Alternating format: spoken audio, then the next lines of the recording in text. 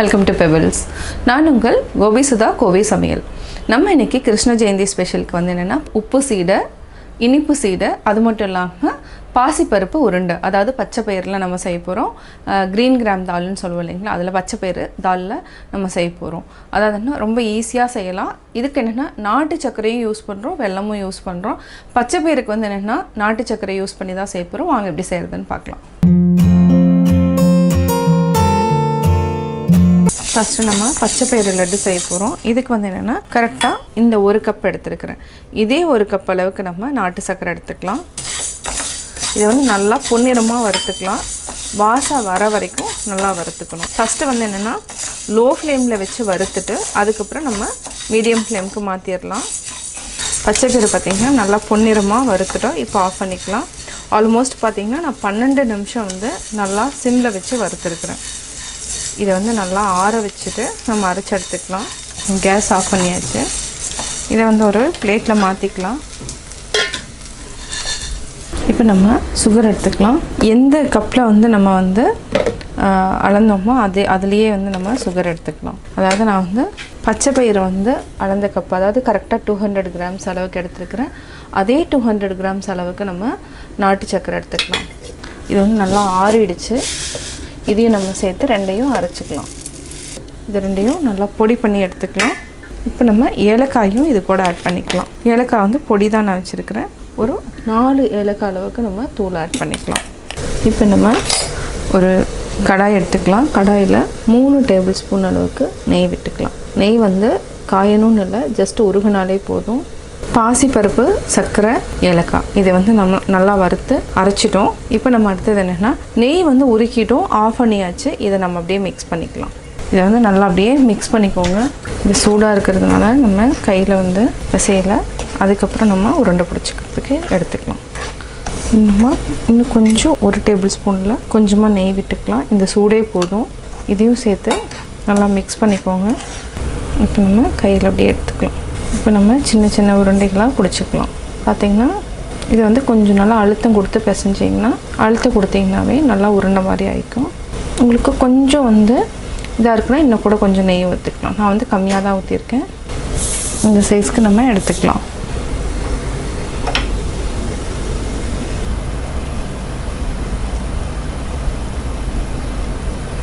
Krishna Jayanthi special பச்சை பயிறு laddu ready. உப்பு சீடை, இனிப்பு சீடை, இந்த ரெண்டுக்குமே என்னென்னா உளுந்து வந்து நல்லா வறுக்கணும். இந்த அளவுக்கு வறுத்தா போதும். பார்த்திங்கன்னா ரொம்ப தீயவும் இல்லை, அதாவது ரொம்ப வெள்ளையாகவும் இல்லை. இந்த மாதிரி நம்ம வறுத்துட்டு இப்போ ஆற வச்சுருக்கிறோம். இதை வந்து ஆற வச்சு அரைச்சி நம்ம சளிச்சு எடுத்து வச்சுக்கலாம். இதை வந்து ஒரு மிக்ஸி ஜாருக்குள்ளே போட்டுக்கலாம். இதை நம்ம அரைச்சி சளிச்சு எடுத்துக்கலாம். நம்ம உளுத்த மாவு வந்து அரைச்சிட்டோம். இதை வந்து என்னென்னா ஒரு சின்ன கப்பில் வந்து மாற்றி வச்சுக்கலாம். நம்ம வந்து அரிசி மாவு கூட சலிக்கிறப்போ இதையும் சேர்த்து சலிச்சுக்கலாம். தனியாக எடுத்து வச்சுக்கலாம். இதுக்கு வந்து என்னென்னா 200 கிராம்ஸ் அளவுக்கு அரிசி மாவு எடுத்துக்கலாம் உப்பு சீடைக்கு. இதை வந்து லைட்டாக நம்ம வறுத்துக்கலாம். ரொம்ப வறுக்க வேண்டாம். அந்த ஈரப்பதம் இருந்ததுன்னா உங்களுக்கு வந்து சீடை வந்து அந்தளவுக்கு டேஸ்ட் இருக்காது. அந்த ஈரப்பதம் போகிற வரைக்கும் நம்ம வறுத்தெடுத்துக்கலாம். இந்த லைட்டாக அந்த சூடு இருந்தால் கூட போதும். நம்ம அரிசி மாவை வறுத்துட்டோம். இப்போ ஆஃப் பண்ணிக்கலாம். இப்போ இதையே நம்ம அப்படியே சளிச்சு எடுத்துக்கலாம். என்னென்ன தேவைங்கிறத பார்த்துக்கலாம். இது கூட நம்ம 1 டேபிள் ஸ்பூன் அளவுக்கு நம்ம உளுத்த மாவை ஆட் பண்ணிக்கலாம். தேவையான அளவு உப்பு சேர்த்துட்டோம். இப்போ நம்ம பெருங்காயம் ஆட் பண்ணிக்கலாம். பெருங்காயம் கொஞ்சம் ஆட் பண்ணிக்கலாம். இதுக்கு வந்து வெள்ளை எள், கருப்பெல் இருந்தாலும் ஆட் பண்ணிக்கலாம். இது வந்து அப்படியே சளிச்சு எடுத்துக்கலாம். இது வந்து இந்த உளுந்தினோட இது இருக்குது. இது வந்து விட்டுலாம். கொஞ்சமாக நம்ம பட்டர் சேர்த்துக்கலாம். இதுக்கு வந்து நம்ம ஒரு இந்த அளவுக்கு பட்டர் எடுத்துக்கலாம். நல்லா ஃபஸ்ட்டு பிசைஞ்சிட்டு அதுக்கப்புறம் நம்ம தேவையான அளவு தண்ணி விட்டு பிசைஞ்சிக்கணும். அதாவது என்ன, எண்ணெய் இருந்துச்சுன்னா 1 டீஸ்பூன் அளவுக்கு எண்ணெயும் நம்ம காய்ச்சியும் ஊற்றலாம். இந்த மாதிரியும் செய்யலாம். இப்போ நம்ம கொஞ்சம் கொஞ்சமாக தண்ணி விட்டு பிசைஞ்சிக்கலாம். இது என்னென்னா சப்பாத்தி மாவு பதத்தில் இருந்தாலே போதும். இது பார்த்திங்கன்னா இந்த மாதிரி இருக்கணும். தொட்டால் சாஃப்டாகவும் இருக்கணும், ரொம்ப கெட்டியாகவும் இருக்கக்கூடாது, அதே மாதிரி லூஸாகவும் இருக்கக்கூடாது. நம்ம உப்பு சீடைக்கு பிசைஞ்சிட்டோம். இப்போ நம்ம ஒரு 1/2 டீஸ்பூன் எல்லையும் போட்டு மிக்ஸ் பண்ணிக்கலாம். இது வந்து என்னென்னா கொஞ்சம் டேஸ்ட்டாக இருக்கும். நீங்கள் வெள்ளை எள் இல்லைன்னா கருப்பு ரெண்டில் எது வேணாலும் ஆட் பண்ணிக்கலாம். இது நல்லா சப்பாத்தி மாவு பதத்துக்கு பிசைஞ்சு எடுத்துக்கலாம். எள்ளு போடலினாலும் நீ பரவாயில்ல, இது வந்து ஆப்ஷனல் தான். இப்போ நம்ம இதையே சின்ன சின்ன உருண்டைகளாக உருட்டிக்கலாம். அதாவது கரெக்டான ஷேப் இருக்கணும்னு அவசியம் கிடையாது. சும்மா இந்த மாதிரி எடுத்துகிட்டு நீங்கள் லைட்டாக உருட்டிக்கோங்க. அதுக்கப்புறம் நம்ம ஒரு சின்ன ஹோல் போட்டுக்கலாம். அது என்ன வெடிக்காமல் இருக்கிறதுக்காக ஒரு ஹோல் இப்படி போட்டுக்கோங்க. ரொம்ப லைட்டாக போட்டாலே போதும். இதே மாதிரி நம்ம எல்லா உருண்டைகளையும் சும்மா ஜஸ்ட்டு நீங்கள் தேய்ச்சி விட்டாலே போதும். ரொம்ப பெருசாக போட்டால் உள்ள மாவு வந்து வேகாது. அதனால் நம்ம கொஞ்சம் சின்னதாக போட்டுக்கலாம். இதில் இந்த ஈரப்பதம் இருந்ததுன்னா கூட போயிடும். நம்ம ஒரு டூத்பிக் எடுத்துக்கலாம். டூத்பிக்கில் இது வந்து ஒரு டிப்ஸ் தான். இந்த மாதிரி ஒரு ஹோல் போட்டிங்கன்னா வெடிக்காது. அந்த வெடிச்சதுன்னா கூட அப்படியே வந்து இந்த ஏர் உள்ளே போனால் அப்படியே வந்து அந்த வெடிக்கிறது அடங்கிடும். இதே மாதிரி நம்ம எல்லாத்துலேயுமே வந்து ஹோல் போட்டு எடுத்துக்கலாம். நம்ம இதை வந்து எடுத்துகிட்டு அப்படியே வந்து தண்ணி ஈரம் இருந்துச்சுன்னா உங்களுக்கு வந்து நல்லா ட்ரை ஆகிரும். அதே மாதிரி எண்ணெய் வந்து நிறையா குடிக்காது. அதனால் இதை வந்து ஒரு துணியில் வந்து இந்த மாதிரி போட்டு வச்சுக்கோங்க. எண்ணெய் நல்லா காஞ்சிட்ருக்கு. எண்ணெய் வந்து நல்லா கொதிக்கவும் கூடாது, காயாமையும் இருக்கக்கூடாது. மீடியம் ஃப்ளேமில் வச்சுட்டு சிம்மில் வச்சுட்டு நல்லா வந்து பொரிச்சு எடுத்துக்கலாம். அப்போ தான் வந்து என்னென்னா கிறிஸ்பியாக இருக்கும். அதே மாதிரி உள்ளே இருக்கிற மாவு வந்து நல்லா வெந்திருக்கும். இப்போ பார்த்திங்கன்னா திருப்பி போட்டுக்கலாம். அதாவது லைட்டாக வச்சுட்டு நம்ம நல்லா வந்து மிக்ஸ் பண்ணி விடலாம். இப்போ நல்லா வெந்துகிட்டே இருக்குது. பொன்னிறமாக வந்ததுக்கப்புறம் நம்ம எடுத்துக்கலாம்.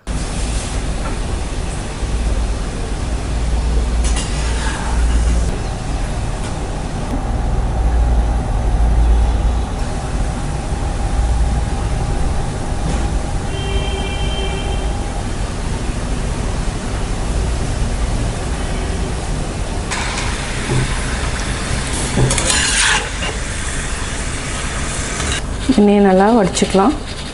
நல்லா ஃப்ரை ஆகிடுச்சு, பொன்னிறம் ஆகிடுச்சு. சுவையான உப்பு சீடை ரெடி.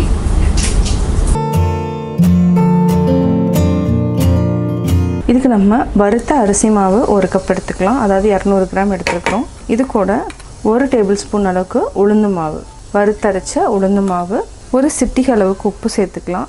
அடுத்து என்னென்னா எள்ளு வந்து சேர்த்துக்கலாம். நம்ம எள்ளு இதை நல்லா சளிச்சுட்டு அது கூட ஆட் பண்ணிக்கலாம். அவ்வளோதான். இதை வந்து நம்ம யூஸ் பண்ண வேண்டாம், ரொம்ப பெருசாக இருக்குது. இதை அப்படி வச்சிடலாம். அடுத்து தேங்காய் வந்து நீங்கள் சின்ன சின்னதாகவும் நீங்கள் வந்து போடலாம். அதாவது கீரியும் போடலாம். இது வந்து நான் வந்து தேங்காயை வந்து துருவிட்டு நல்லா வறுத்துட்டு நெய்யில் வந்து வறுத்தாச்சு, அதை ஆட் பண்ணிக்கலாம். இது ஆப்ஷனல் தான். எனக்கு இது பிடிக்குங்கிறதுனால நான் இதை ஆட் பண்ணியிருக்கேன். இது கூட ஒரு 1/2 டீஸ்பூன் எள்ளு, நம்ம உப்பு ஆட் பண்ணியாச்சு. இதுக்கு என்னென்னா நம்ம பட்டர் சேர்க்காமல் 1 டேபிள் ஸ்பூன் நெய் மட்டும் சேர்த்துக்கலாம். நெய் சேர்த்தாலே போதும். அடுத்து என்னென்னா எந்த கப்பில் நம்ம அரிசி மாவு எடுத்தோமோ அதே கப்பில் நான் வந்து வெல்லம் எடுத்துருக்கிறேன். வெல்லம் வந்து இதில் 1/2 கப் அளவுக்கு தண்ணி விட்டுக்கலாம். ரொம்ப தண்ணி விட வேண்டாம். இப்போ நம்ம இதை கரைச்சிக்கலாம். அதாவது என்ன ரொம்ப நேரம் இது பண்ணணும்னு அவசியம் இல்லை. பாகு மாதிரி காய்ச்ச வேண்டியதில்லை. ஜஸ்ட் வந்து அதாவது காய்ச்சிட்டு வடிச்சுக்கலாம். ஜஸ்ட் கரைஞ்சாலே போதும். இப்போ நம்ம நெய் ஊற்றிட்டோம். இதை வந்து நல்லா பிசைஞ்சுக்கலாம். இதுக்கு என்னென்னா நம்ம தண்ணி ஊற்றி பசியாமல் வெள்ளை தண்ணியவே ஆட் பண்ணி பிசைஞ்சுக்கலாம். நல்லா நெய்யை நல்லா அப்படியே மிக்ஸ் பண்ணி விடுங்க. இப்போ வெல்லம் நல்லா கரைஞ்சிருச்சு. நம்ம கொஞ்சம் கொஞ்சமாக வெல்லத்தை ஆட் பண்ணிக்கலாம். ஒரு சிலருக்கு வந்து வெல்லம் வந்து நிறையா போட்டால் பிடிக்கும் அப்படின்னு தண்ணி கொஞ்சம் கம்மி பண்ணிவிட்டு நல்லா திக்காக இருக்கிற வெல்லத்தை ஆட் பண்ணிக்கோங்க. இன்னும் கொஞ்சம் ஆட் பண்ணிக்கலாம். நல்லா சப்பாத்தி மாவு பதத்துக்கு பிசைஞ்சு எடுத்துக்கலாம். இப்போ பார்த்திங்கன்னா கரெக்டாக இருக்குது. இதை நல்லா அழுத்தம் கொடுத்து பிசைஞ்சிங்கன்னா கரெக்டாக இருக்கும். இதையே நம்ம சின்ன சின்ன உருண்டைகளாக பிடிச்சி எடுத்துக்கலாம். நம்ம அதுக்கப்புறம் ஒரு டூத்பிக்கில் ஒரு ஹோல் போட்டுக்கலாம். இப்போ எல்லாத்தையுமே இதே மாதிரி பிடிச்சி எடுத்துக்கலாம். ஆயில் வந்து நல்லா வந்து காஞ்சிருச்சு. ரொம்ப கொதிக்கக்கூடாது. இது வந்து ஒரு மீடியம் ஃப்ளேமில் இதே மாதிரி ஒரு ஹோல் போட்டுக்கலாம் டூத்பிக்கில். இதுதான் வந்து டிப்ஸு. வெடிக்காமல் இருக்கிறதுக்கு நம்ம வந்து இது ஒரு சிம்பிளாக ஒரு ஐடியா பண்ணியிருக்கிறோம். இதே மாதிரி எல்லாத்துலேயும் போட்டுக்கலாம்.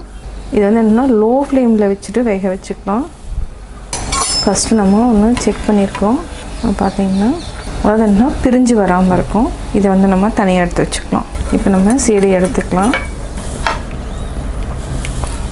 இது நல்லா அப்படியே இந்த மாதிரி பண்ணுங்கள். இது வந்து லோ ஃப்ளேமில் வச்சுக்கோங்க. இப்போ எடுத்துக்கலாம். இது வந்து கரெக்டான பதம்.